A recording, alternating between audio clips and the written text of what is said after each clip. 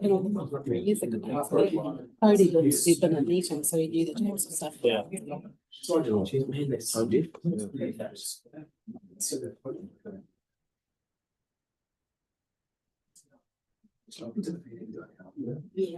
If I've got to make it, we're live. We're live? We're live. Right. All right, everybody. We have sorted out our IT issues and we are live. So just before we get started, we'll stand for the karakia and then we will get into the meeting. Pakataka te hau ki te uru, pakataka te hau ki te tonga, kia mā kina ki ota, kia mā tau ki tai, e ia ki ana, te atakura, he tio, he huka, he honga, ki nei mamani ora. Right, so a little bit late, but meetings open at 4:42 p.m. on Monday the 8th. So first up, we have our apologies. So we have an apology from Bridget Williams. And just like to note that Linda Chen is joining us via Zoom, and we have an apology for lateness from Councillor Aaron Kewen. Great, thank you very much. All in favour? Right. Against? Carried. Brilliant. Declarations of interest. We have no noted declarations of interest, but if anything comes up during the meeting, please just flag it to me and step back from the table. Item number 3, confirmation of the previous minutes. We've got someone to move those. Nicola's happy to move the previous minutes. I'm happy to second those. All in favour? Right. Against? Carried. Fantastic. That moves us on to item number 4 on the agenda, which is our public forums. Now, Joe Moore and Peter Hay, if you'd like to come and take a seat up at the table. And that we have 5 minutes, including time for questions. Yeah, thank you for the opportunity. Got Peter Hay, currently chairman of the Christchurch University Club.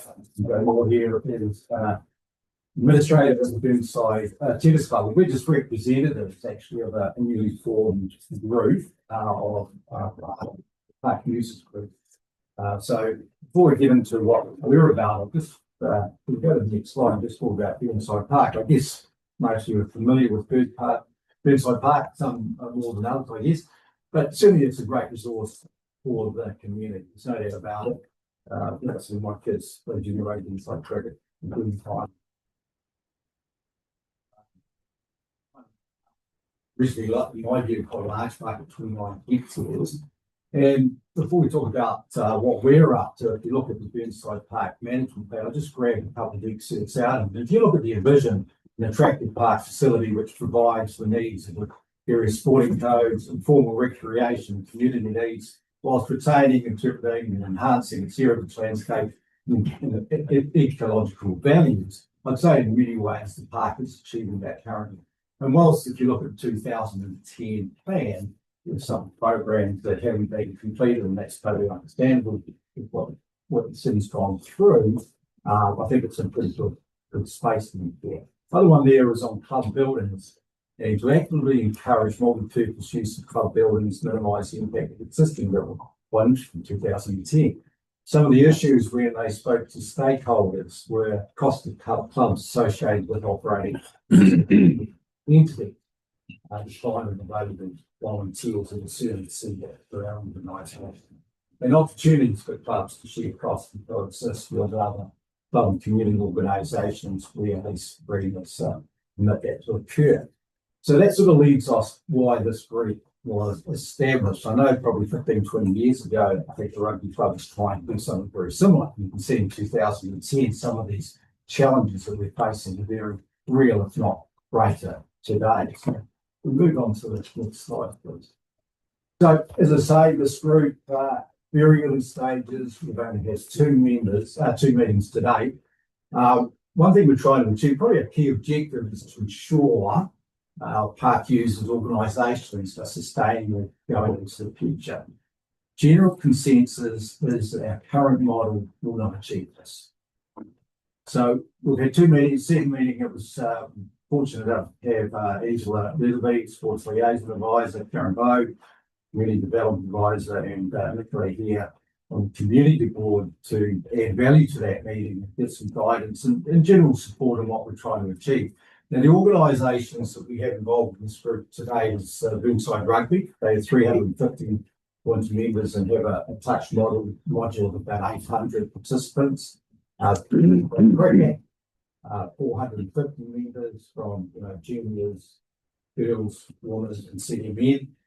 Burnside Bowling, 250, Burnside Tennis, 250 members, Burnside Squash at 210, and FC 2011, they have 700 winter members, 150 summer members. Now, they're all sporting organisations, of course. And when we had our very first meeting, if we go to the next slide, we all spoke about our history and some of the challenges that we were facing, and similar issues arise. We have ageing facilities, not fit for purpose, and need of investment. Infrastructure, we see it more as a liability rather than an asset. We don't own the land, and bits and pieces, so we can do it and the cost. Faced with increasing compliance, just baseline costs of quite high to run costs, no fun. For financial sustainability, if we balance the books on an annual basis, we would say that's a good deal. If we can put some money away for a rainy day, probably very fortuitous, to be honest. And as we all know, funding streams are tightening. I know for the cricket club, our subs cover about 18% of our own costs, which, so we are very reliant on grants, fundraising, sponsorship, and other bits and pieces of and the volunteer basis, frankly, we've got some very good volunteers, but a number of certainly is sort of being lost. So if you look at Burnside Park, it's just a better map. There's a bit detailed. If you look at the northwestern side, I guess, of the park, you have the rugby club and squash infrastructure, and those grounds are in the winter predominantly rugby. Utilise those facilities. Summertime, it's a touch module, and there is a cricket block for the just to the west of the tennis facility there. Tennis facility there in the middle, and then if you look at that in the landscape area, we've got a Lions, they've got a building in there, Lions Club, got a building in there, and we come back to the southeastern side where you've got the Border Scout Den, you've got cricket club infrastructure, and on the playing fields here we have 4 grass blocks and a grass training facility plus 3 artificial training nets, which are very well used community. So as it stands right now, it's a pretty well utilised park, but there is multiple buildings, some storage facilities that are probably in a pretty poor state. I think Sam showed you them a few months ago and got some fences. So where we want to take this, our next step, as I say, today we're just really introducing it to the board. We are looking at inviting other park users to the group, like the Golden Scouts, the Lions, etc. Because whilst we haven't got to a solution by any means, whatever we decide upon for centralisation, we want to make sure it's a community hub. It's not just a sports hub, it's for the whole community, whatever that may be forward. Yeah. So our next step is to complete a feasibility study for the park. JB's been working on the RFP, and that's about to be finalised. And we're certainly, obviously aware of the Burnside Park Management Plan that will form part of that study. Whilst the group's current position is mostly pretty supportive of some sort of centralised hub, given the size of the park, we would see that changing rooms and storage facilities, you might need multiple rooms to do lots of changing rooms and storage facilities. So we will push ahead with some of the planning for some of these smaller projects, like the storage unit between Cricket and FC 2011. There's a border column there that it's certainly where it doesn't enhance the park. So we've got a meeting with them in the next couple of weeks to see if we can push that forward. When both rugby and cricket club are looking at their changing rooms, they're very male, old style changing rooms. And given the growth from both women's rugby and women's side of our program, cricket is expanding all the time. We need to bring the up to a standard, but prepare some gender neutral. And of course, we want to just keep the community board. It's important that we get guidance, but also support from the community board as we move this whole project forward. So that was really a summary that we suggest we come along to the board. So what we're up to, we're very keen to keep informed on where we progress. I think there's a good group and we want to expand that and see where it takes us. But we see something happen overnight. There's a lot of things to work through early days, but we're quite excited with starting this process of release. So happy to take any questions, Phil. Yeah, good time for one or two if we have any. Anyone have anything burning? No? That's great. Thanks for coming in and give us an update. Awesome. We'll hear from you again in the new year. All right. That's interesting. Yeah, Aaron's wanted to dial in on Zoom. Oh. All right. Next up, we have deputations by appointment. And so our first deputation is Diane Downward on Brindle Road. I'd like to come up and take a seat. And so we have 10 minutes, including time for questions.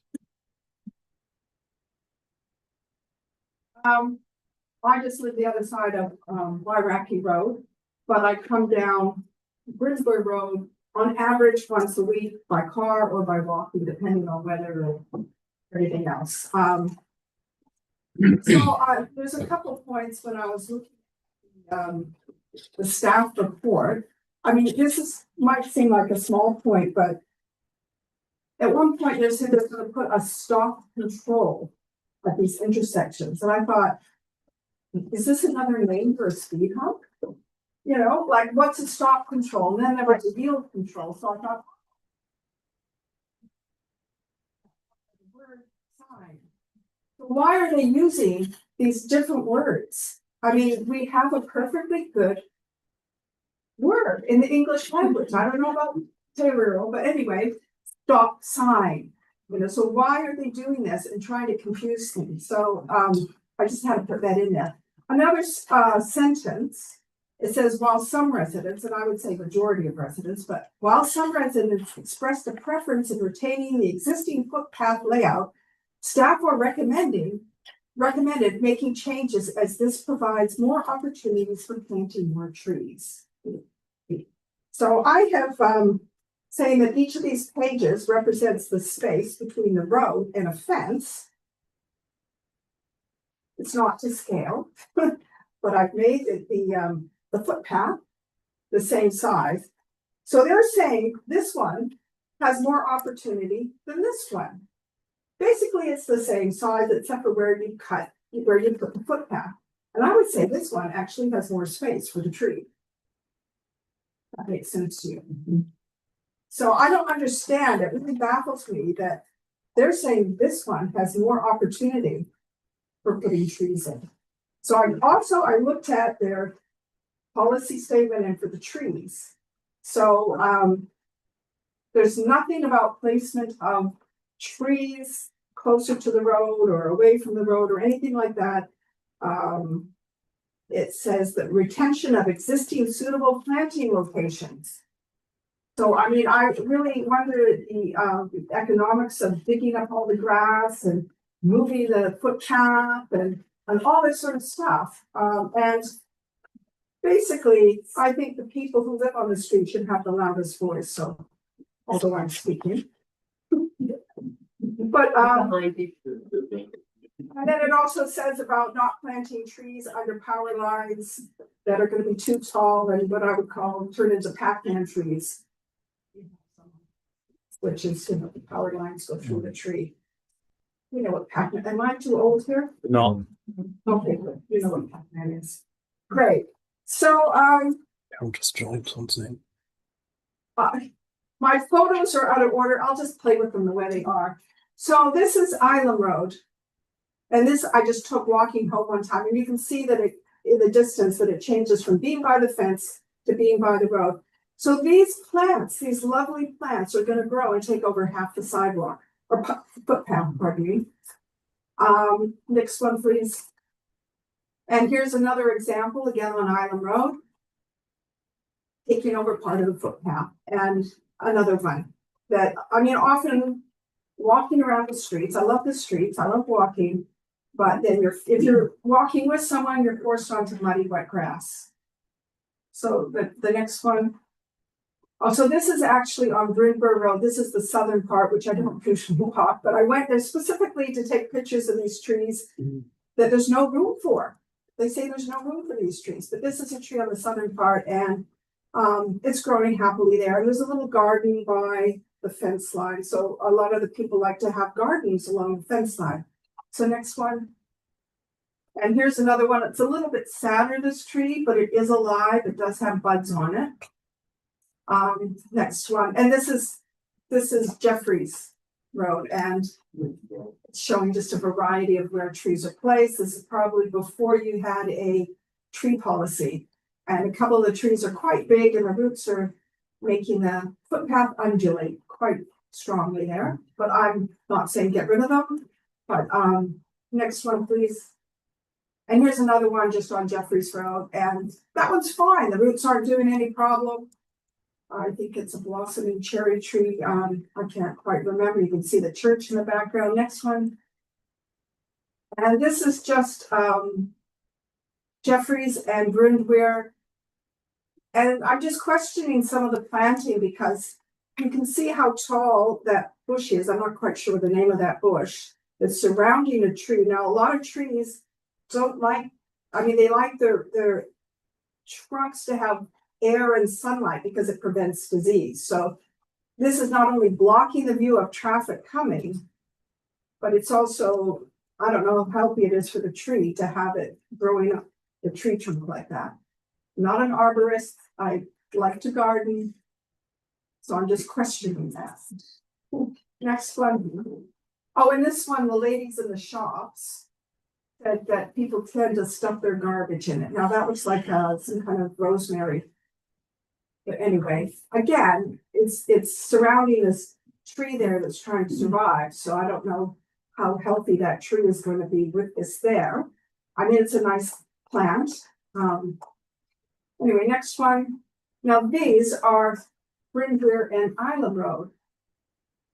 These are ugly. They need a lot of maintenance. I just feel like they're the wrong kind of plant. And you can't see small children and dogs when you're driving, like, you know, because I walked with my dog down there and kids are running, you know. Anyway, next one, there's a few of these. And you can see they're having to chop them off. I just got that in, so it said Brindware. And the next one. Now this is a thing down Island Road, and there's no broken yellow lines. I think this is a safety issue because if people are visiting people in the houses, they have to park on the street. They can't get out of their cars. Or, I mean, they can only get out of their cars on the side where all the traffic is. So, maybe they didn't foresee that these bushes were going to get so big, but I just think a more thought has to be put into bushes, or even if you just had bark chips. Some people might not like that, but what you're really needing in this kind of soil, clay soil, is deep tap roots to bring the water down, because that's what these are supposed to be. They're supposed to be rain gardens to help drain the water away. So you need something, and dandelions are perfect, but you don't want to put just dandelions. But sorry, but anyway, I'm just putting that to light because you're allowed to park there, but where are people supposed to get out of their car? Okay, so next one. Oh, and yeah, so this is a thing. This is the kind of soil that we have in this area is often very clay-like and very muddy. So again, this is just Island Road. Somebody keeps the grass nice and short and you get lots of mud there. So who wants to get out of their car and step onto mud? And especially for the older people on Brindware Road, the old people's home. They don't want to slip and everything. So next one. Oh. One more. Oh, there. Okay. Yeah. Yeah, this is kind of street Island Road. And there, you want to get out onto a dry, footpath. And so I'm here because I just thought that was quite a strange thing that was in there saying that this provides more space than this to plant trees or more opportunities. And if the people, the good people here at Greenbrier Road, if they want to step out onto a dry footpath, let them step out onto a dry footpath rather than a muddy place that maybe somebody didn't mow their lawn and, you know. Just make it so that the footpath goes around, like around the poles though, you know, make it a bit wider. All right. So that's my thing. Fantastic. We have any questions? Any questions from the board on that deputation? No? Yeah. Awesome. Thank you very much. Right, next up we had Louise Phillips. Again, same thing, 10 minutes, including time for questions. Thank you very much. Thank you very much. Thank you for the work today.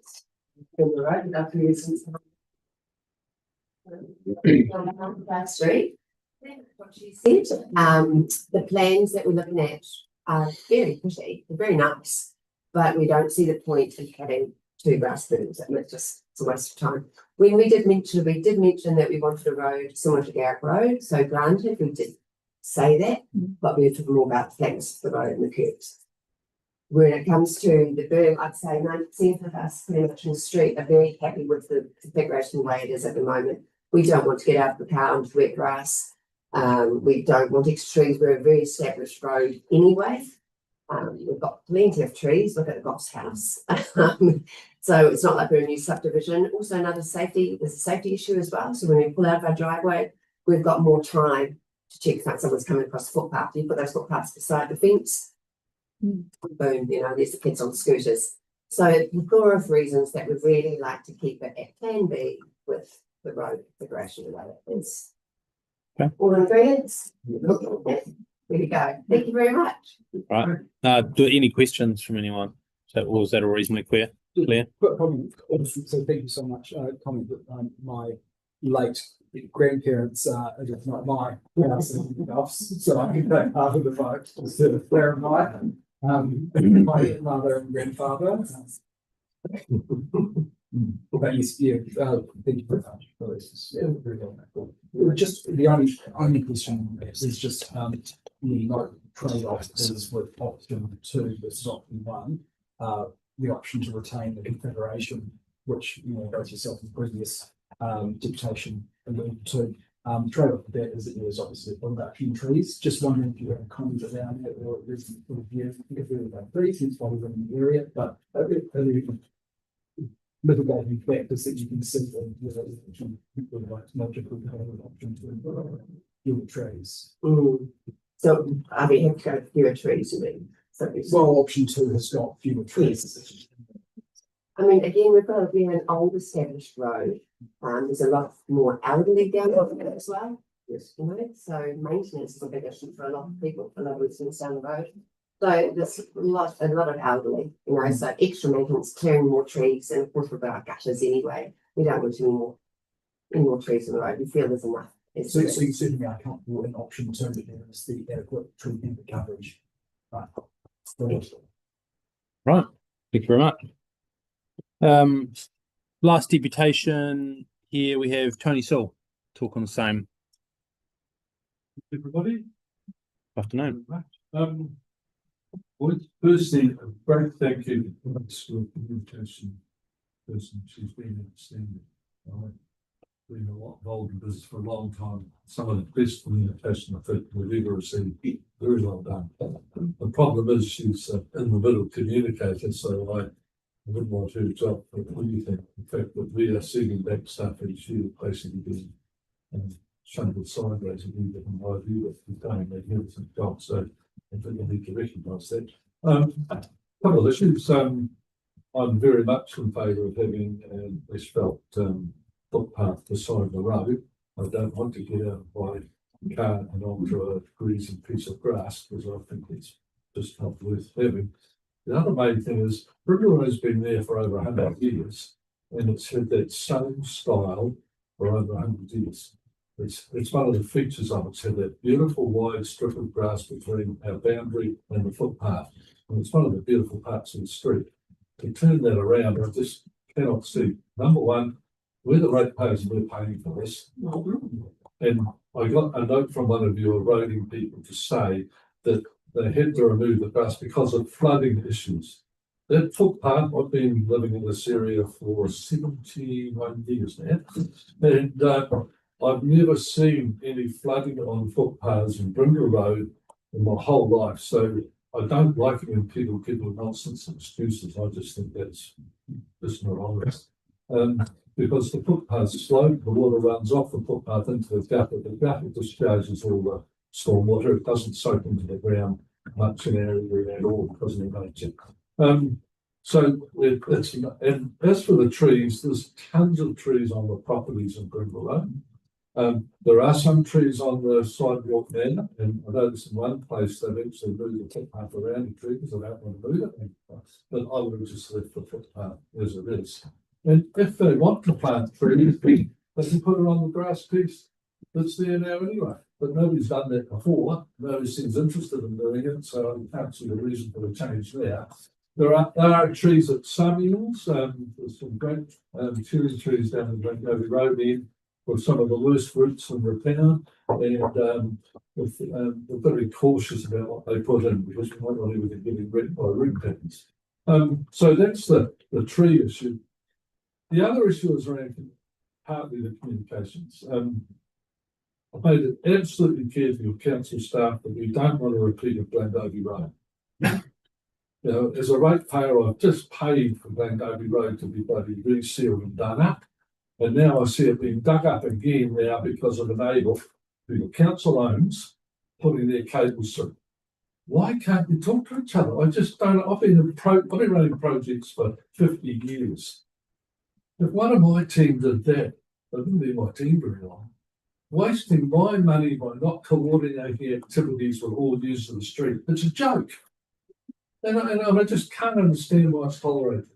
So we kept asking questions whether or not the first meeting we had, we said, look, if you want the overhead power lines removed, the normal thing is you're going to have to pay for it. And it's hard to get all the residents to pay because that's what Orion says. I've done some more work on that. Orion collects from me every month a line charge.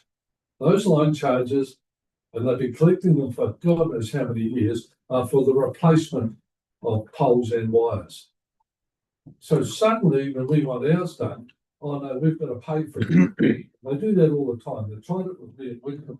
They wanted me to put up the capital, their working capital to pay for the wires in the road, and I refused, and I got Waimāero from North Canterbury to do it because they didn't charge.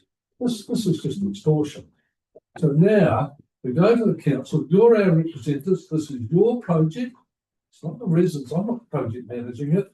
And I asked them to please get some confirmation of what the situation is at Orion, and I'll get back on their policy is. And would the residents like to talk to Orion? Don't delegate things back down to us. I think it's insulting. Why your project team cannot go and talk to Orion and get the facts and report to us is beyond me.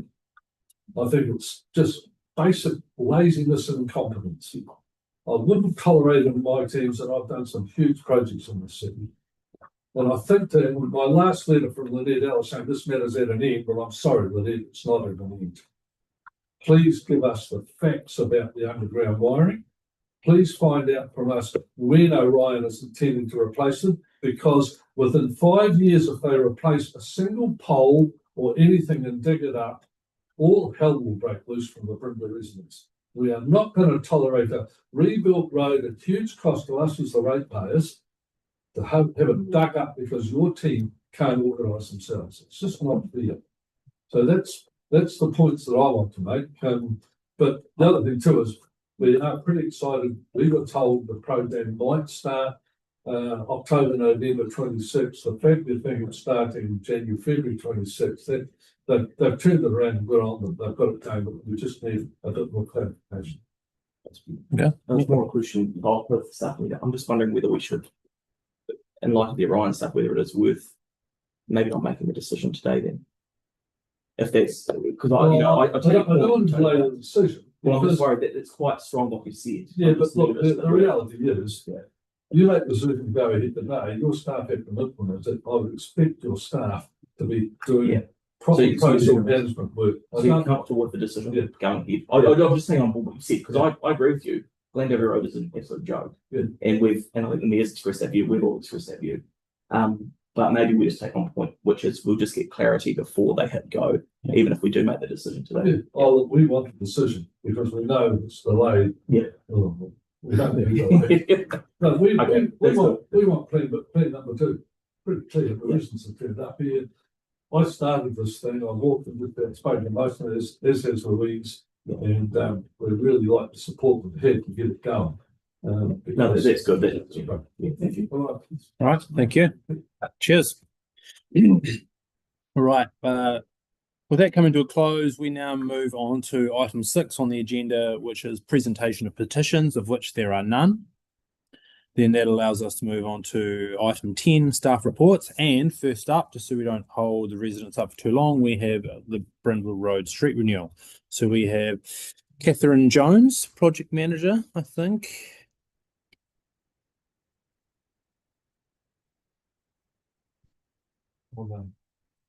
Happy to move. Or do we? Well, Hi, Jane. The reporter, she is the engagement advisor on this project, and I also have Tom Williams, who is the lead designer. I'm going to take the report as read, but I'm happy to answer questions, have discussion. So we're here for. Were there any supplement? sorry. Yep. 2 questions and I'm happy to move.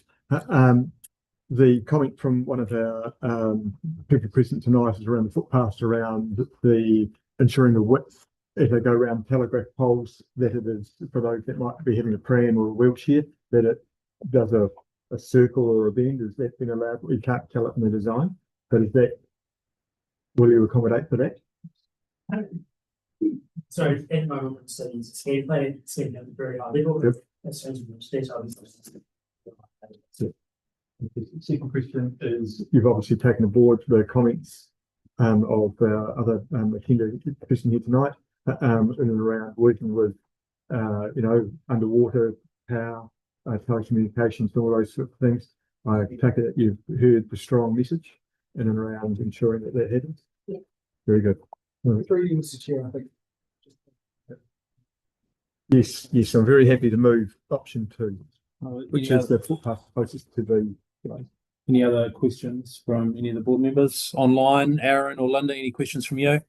I just wonder, can we just get? I'm all good. something- Can we just get something, bring up Tony's point around Orion? I don't know if we need to add in or add in for of action. I just think when we do own Orion, we should get them to write back with if there is actually something on that. Are the location of the poles actually part of the design? Sorry, Are the location of the power poles part of the design? We've run it.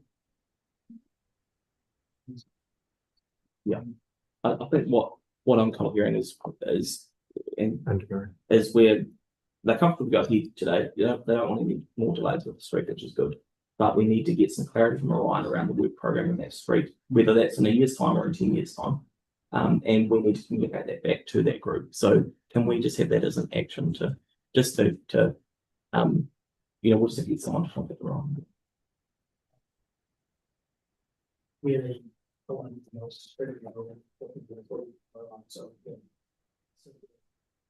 Yeah, great. Yeah. Maybe the second, Mr. Chair.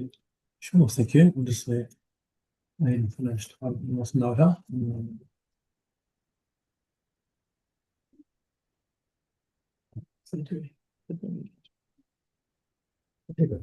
There's a budget. I've been there. They've got engagement people that live there.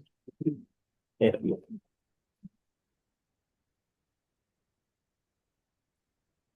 To the residents. Or the volume. Been done within the next 5 years, not prior to construction. Yeah, it does. Here's the one. Right. Right. Are we allowed to ask questions? No.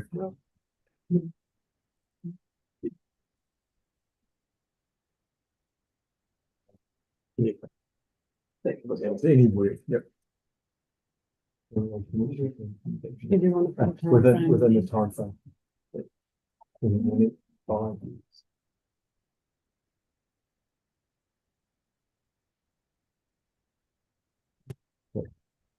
Right, good enough. Okay. Apologies for that, I'm trying not to be rude. All right, so with that in mind, we've had David to move option B and then and James to second. All in favour? Right. Against? Carried. Fantastic. Thank you, everyone, for your work on that one, and we look forward to seeing the project completed and not ripped up 12 months later.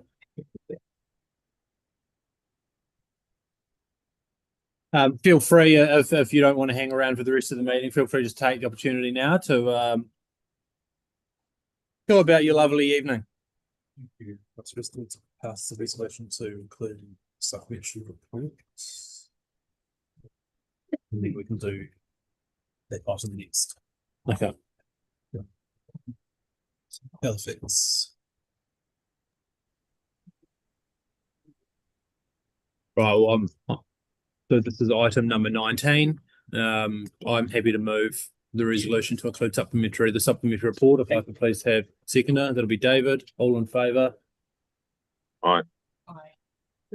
Against? Carried. Fantastic. Thank you. Thank you. Speaker, but that's okay. We can hear it. Okay. At least they can hear the room. Oh, Oh, Holly, are you still there? Yep, I'm still here.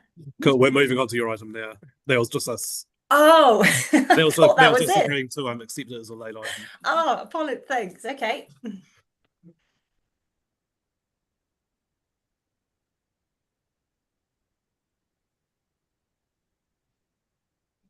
Right, here we are.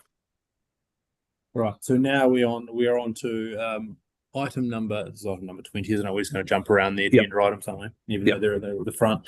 Item number 20 on staff reports is which is Halifax Reserve place-based renewal and urban forest plan. Holly, now you're up. I'm just here to answer questions. Yeah, hopefully we've updated it with something you're happy with, and gone back to the tamariki and revised some small elements, and yeah, just here to take questions. Did anyone have any questions on the revised plan? I'm pretty happy with that. Yep. All right. I'm happy to move that. If I can get a seconder, please. David's happy to second. All in favour? Against? Carried. Fantastic. Thank you very much for that, Holly. Thank you. All right. Next, we have item number 8, urban forest planting plan for Avonhead Park, and the presenter is Toby Chapman. Are you with us on Zoom, Toby? I'm here to move it to James because it's come back after the feedback we've had, and it makes sense. Yeah, I'm happy to second it. Okay. All right. Sam's happy to move, and Nicola is happy to second. All in favour? Aye. Against? Carried. Fantastic. Thanks, Toby, for your work on that too. It was a really good public meeting to get it fixed. No problem. Thank you. Have a nice evening. Thank you. Cheers. Next up on the agenda, item number 7, which is the dedication of local purpose reserve as Road Kildare Street in Belfast, which is essentially connecting an old residual piece of land which hadn't been developed and connecting the street that's the two ends of Kildare over in Belfast, which is it's good to see that connection finally go ahead. So Colin Windleborn, we have you on the call? Yes, you do. Great, fantastic. Did anyone have any specific questions for Colin on that one? No, well, I'm happy to move that one. Yeah. David's happy to second. All in favour? Aye. Against? Carried. Thank you very much, Colin. Thank you very much. Right, item number 9. proposed lane names, 40B Johns Road. We have Sean Ward joining us today. Good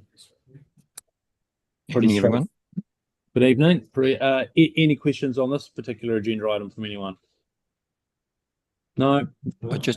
Can I just note for you guys, I had on the report a comment that we were still seeking, or we were still consulting, seeking some feedback from Whiti Ora on behalf of Ngāi Tuahariri. And the advice back was that they're not particularly interested in these road names because they're much, or they're lower order. They're actually just 2 private lanes, so they're not something they have any particular interest in. We were just trying to clarify that because the area is in a silent file. Yeah. Making sure we went. Right. All right. Thank you very much for that update. With that in mind, could we just have a mover for that one? David, happy to move. Can we get a seconder? James, happy to second. Oh, Aaron, give you that one, Aaron. Yeah. All in favour? Aye. Against? Carried. Fantastic. Thank you, Sean. Cheers. That moves us on to item number 11, easement over recreation reserve at 82 Glen Turret Drive. We have our presenter today is Raymond Q. Yes, I'm here. Hello. Anything you want to add on that one, Raymond, or can we take that as read? Nah, it's ready. Yeah. Okay. Any questions from anyone on that particular agenda item either? No. Okay. Could I get a mover on that one? Happy to move. David's happy to move. A seconder. Nicola's happy to second. All in favour? Aye. Against? Carried. Fantastic. Thank you very much, Raymond. Thanks a lot. Have a good evening. You too. Item number 12, the Groins Boat Hire, proposed new licenses. Presenter, we have Felix Dawson. You on the call? He's in the room. Felix is in the right.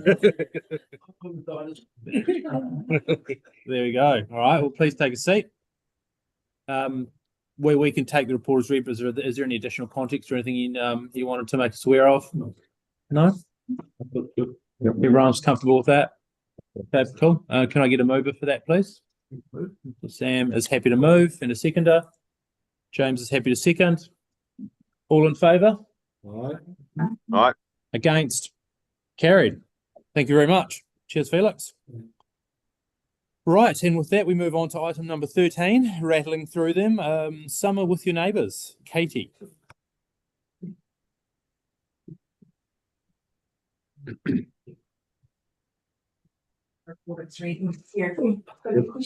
Sure. Yeah, any questions from the board on the Summer with your neighbours application? Great, thank you. Okay, no questions. Sam. Is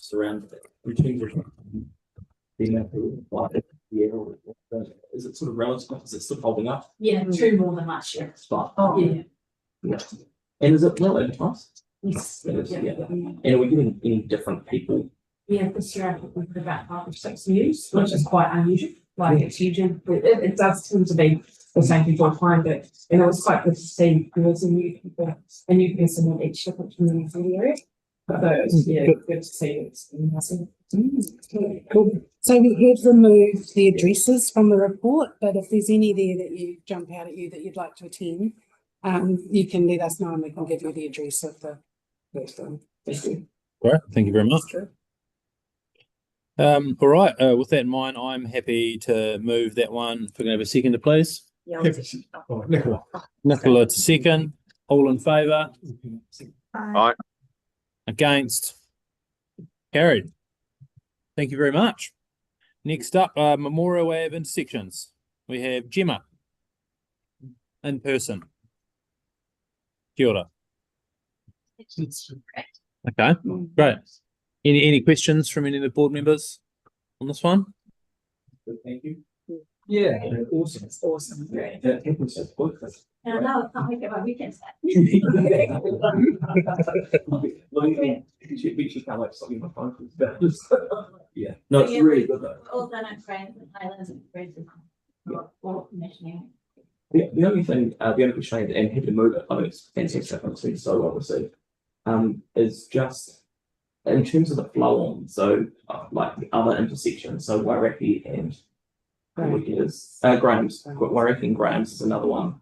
Like, are we able, is one of the team able to just look at them and make sure we haven't caused any more bottlenecks around the system? Because I think we've got to do work there anyway, don't we? I would need to check that. I'm not sure. This isn't my program. I'm just delivering it for RTO, real-time operations, but I will take that back and ask. Yeah. When we put the arrows in on Friday, I think we first got them working. We did notice that it was causing some delays for people traveling south on Graham. Yeah. So now we've just got to try and balance it within the traffic lights to make sure everyone is getting their own. Yeah, great. Oh, so you're aware of it. Yeah, so okay. we've been watching it. Yeah. Just like the past. Yeah, great. Just a random question on that. Can you change it by day? Like, like a Saturday, Sunday might be less traffic flow than Monday to Friday, or 5 p.m. versus 3 p.m., or is it just set on a regular pattern? So it's my understanding, and I'm not a signal expert by any means, but that it's kind of demand based. So they're all they operate on a SCAT system. So as soon as kind of the passes on a detector, it will start redistributing time if there's significant use. So it's quite fluid if it's on the SCAT Almost system. intuitive even. Yeah, and then some of them aren't. So it is more fixed and it's more difficult to kind of time it. But these ones along Waimāero are now all able to do it. What do you call it? A set. SCAT system? Yeah. I'm not a big confident, sorry, but I will take the Waimāero Graham one. Yeah, although it sounds like you might have addressed it if you're already looking at, because that was the problem, just going south, right? So that, yeah, great. Thank you. I'm happy to move it. Sam's happy to move. Could I get a seconder for that one?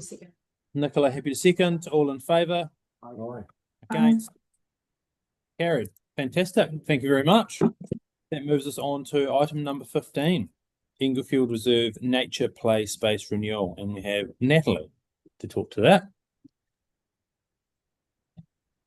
So basically this was just giving you an update on, you put $20,000 towards a project from Better Off funding. This is just to update you, let you know that yes, lots of work has gone on behind the scenes and the community are fully involved and on board, and I'm really excited about it. Apologies from the school, they had a senior leadership team meeting at the same time, and then the kids that potentially were going to come along actually got sick. So there's a lot of bugs around. So yeah, lots of reasons why the people, and we also knew that it's going to be full from all the Brindle Road people. So we'll wait to our opening day when we have that, and everybody will make a big fuss over that.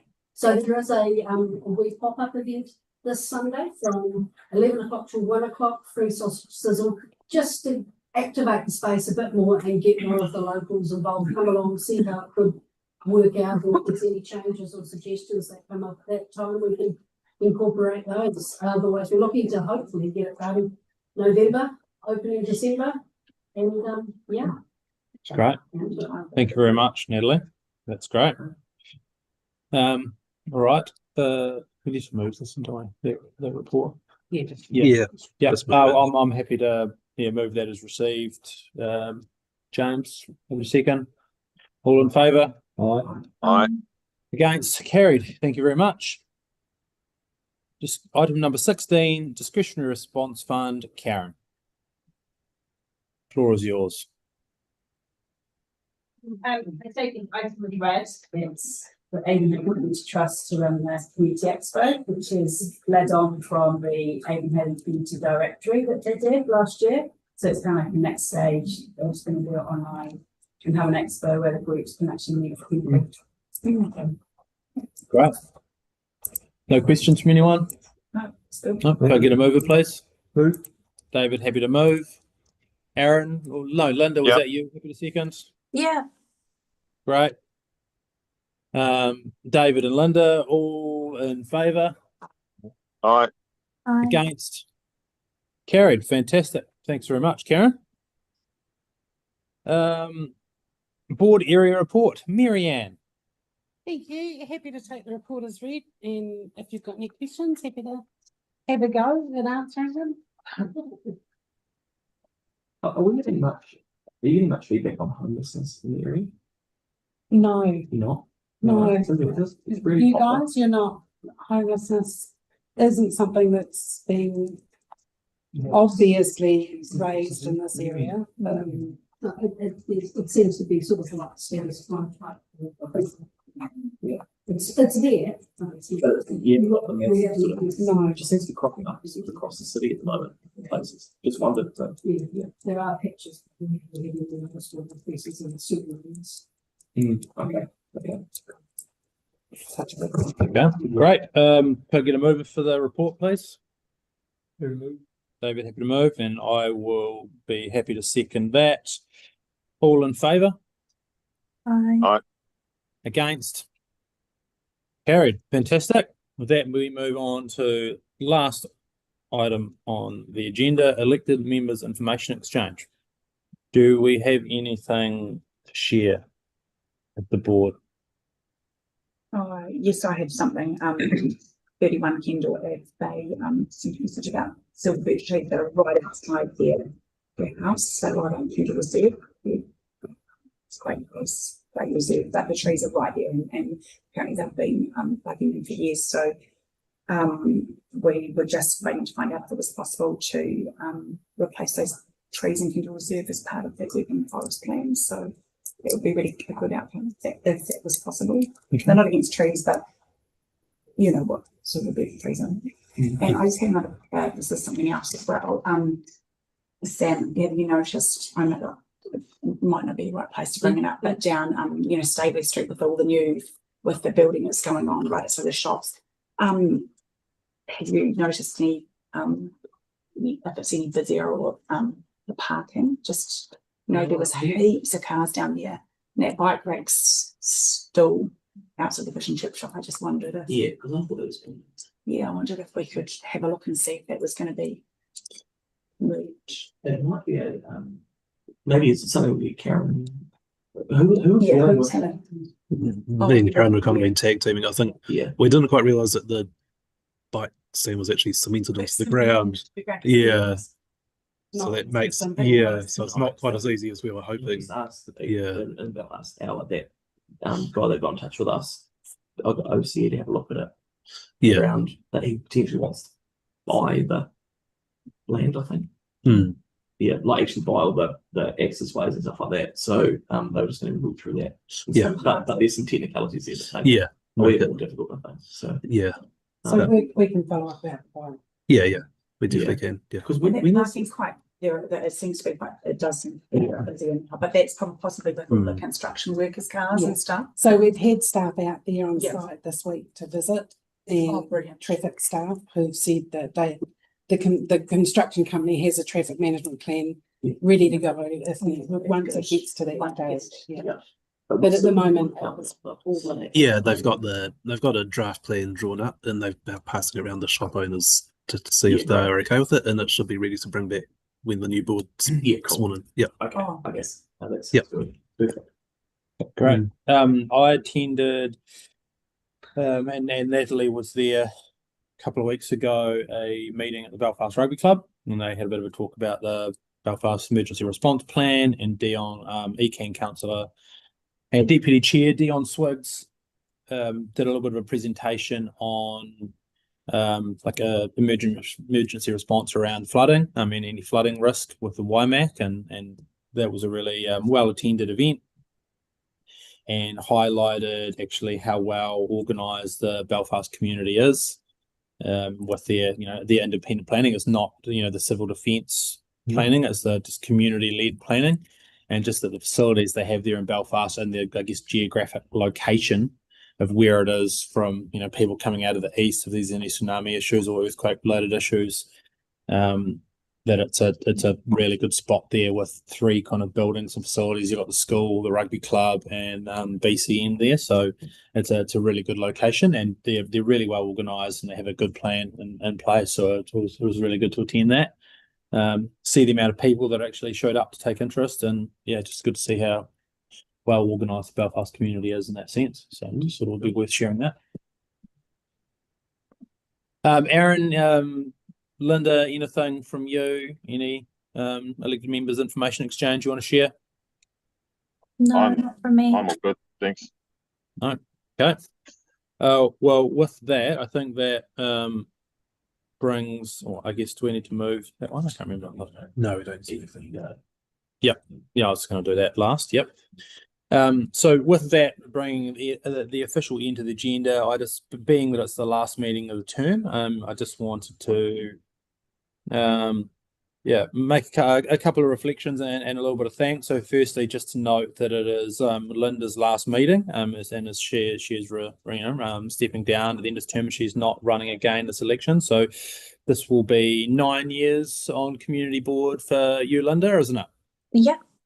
Yeah. So that's three terms for Linda. So just like to say, thank you for your time on the community board and the engagement you had with the community over that time, and thank you for, I guess, showing me the ropes. You'd already been in for a term before I got elected, and then ran alongside me over there in Harewood. So I appreciate that, and wish you all the best for future. And I'm sure you'll be pretty busy with your 3 young children running you around. So all the best for that, and yeah, thank you very much. Thank you. Thank you, Jason. The next one was just thinking about the board plans we set at the start of every term. I'm quite proud of our board and the approach we take to setting our priorities as a board, and I can honestly say that we look at across our ward areas, the priorities that we have chosen are ones which have significance and will have an impact in our local communities. Don't consider any of them to be white elephants or projects which we don't actually think are really necessary in our communities. And with the support of our of the board team, I think we've gone a long way to getting a lot of those over the line, where some of them are challenging, where there's priorities with broader council funding. So I think the team's worked really hard behind the scenes to make sure that the priorities that we're reflecting in our board plan, which are actually our community priorities, actually stay in the LTP and stay funded. Whereas there was a bit of a fight on some of those there to actually make sure that was the case. And then also there are some other kind of tangible examples with the way we allocated our Better Off funding, things like on Bill Hinton Drive, things like the Brindle Road down the end there, which we managed to turn around pretty quickly, that weren't actually board priorities, but with the fact that our board doesn't go cap in hand asking for things constantly, and then when we do prioritize something, we don't then say, oh no, we'd also want this, that, and the other thing. So I think it gives it a little bit more weight with the approach that a board takes, but also that we couldn't do that without having the really strong board team behind us to help get those things over the line, with the good work and relationships and reputation that you guys have. So we thank you for that. The events, Celebrate Bishopdale, our awards evenings, all of our events are extremely, successful and well attended, and that's a testament to the work done behind the scenes by you guys. We really appreciate that. If they weren't well organised and good events, people just wouldn't go. People vote with their feet, right? So just like to thank you all for that. Sometimes the weather takes things out of your control, which is unfortunate, but that's just one of those things that we can't plan for. But even having reserve days and things with some of those over the last couple of terms, being a little bit more flexible, trying to give us flexibility there has been great as well. And then just community engagement as well, going along to a lot of the events. So the video that was done, the community video, the engagement with BC and a bunch of the other community groups popping along there, and always seeing Natalie and Karen down there, and all of those community stakeholders speaking about how good a job you guys do and the interest you take, and really helping to listen to the team and listen to those stakeholders and what's important to them, and then things actually getting done. And generally people are quite surprised that you guys show up and then work with the board. We push things through as quickly as possible, and then sometimes more quickly than they expect, or the fact that sometimes they're a little bit cynical and don't think things will actually get done at all, and then they do. So again, that's another a testament to the work you guys do. So I guess from myself and from the board on a whole, I'm sure who echo my sentiments, we're extremely grateful for the team that we've got here in our area, and hope you're all here for a while yet. So thank you very much. Did anyone have anything else they wanted to add to that? No? Okay, all right. Well, thank you very much. With that, we can stand for the closing karakia, and then we will end the meeting.